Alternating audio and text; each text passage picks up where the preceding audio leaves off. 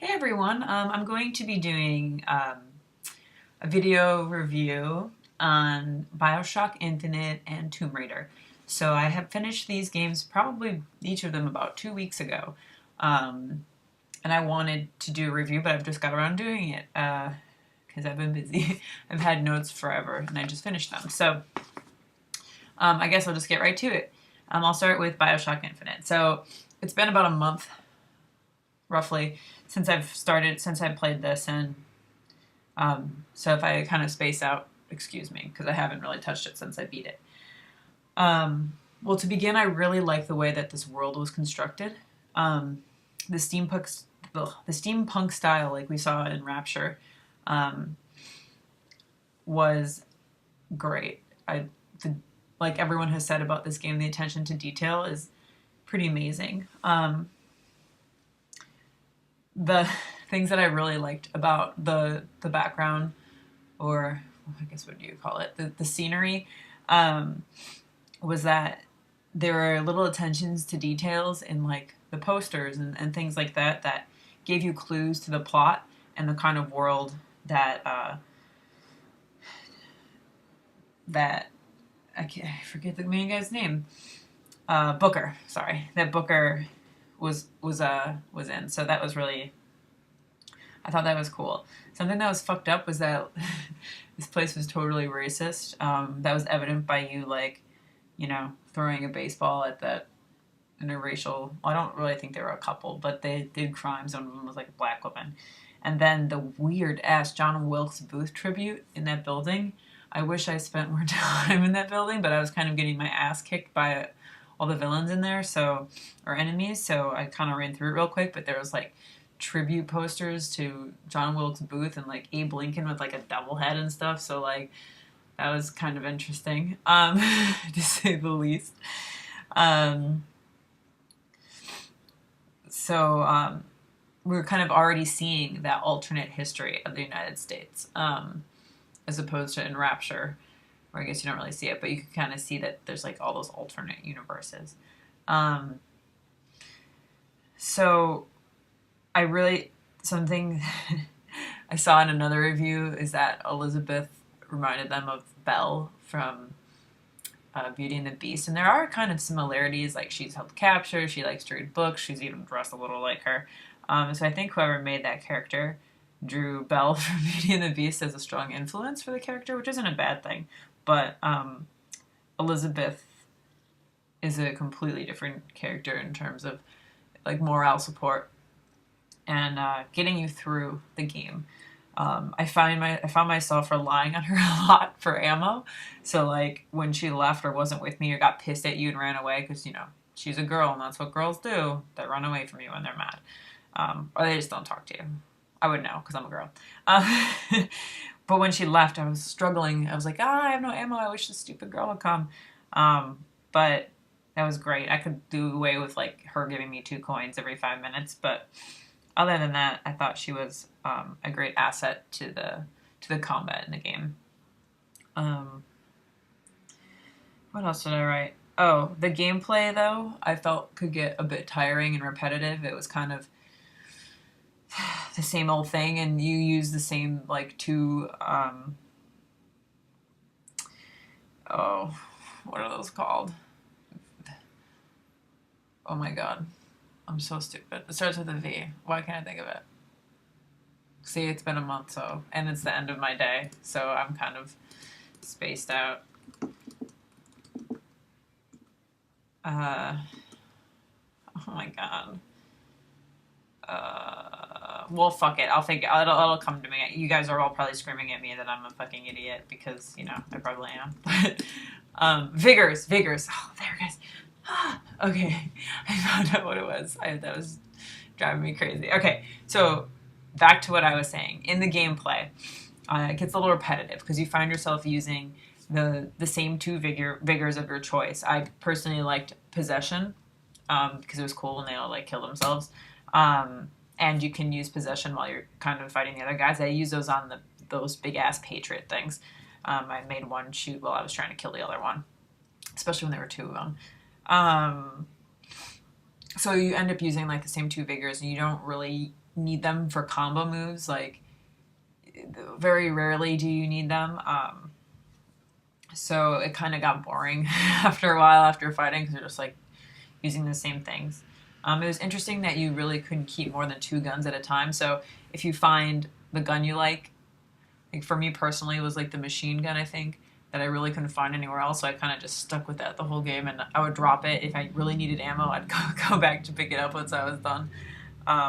That's probably when Elizabeth wasn't there.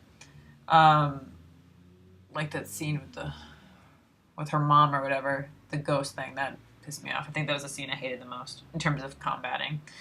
Um, so yeah, and the handyman thing, that thing is useless. It's impossible to fucking shoot that thing in the heart, and I just kept getting my ass kicked by that thing.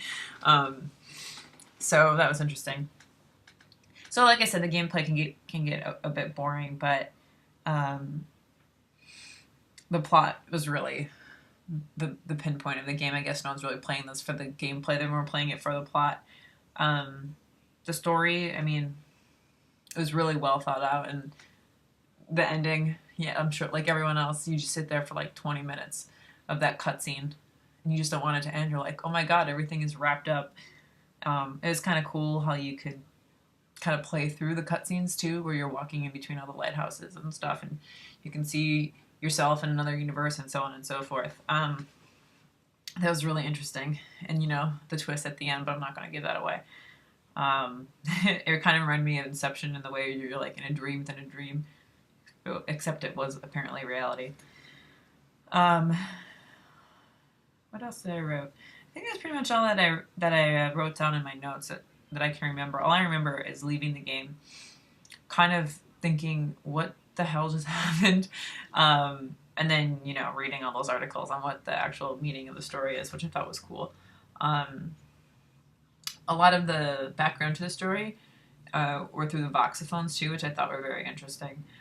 I didn't collect as many as I should have, but because when I get on a kick and I want to finish a game, I want to finish it, and I'm not much for looking for shit, even though it could better the game. I figure that's what the internet's for. I'm the laziest gamer in the world.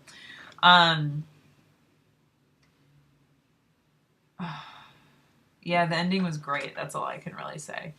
Without giving too much away. I mean, half of you probably played this already anyway, but yeah.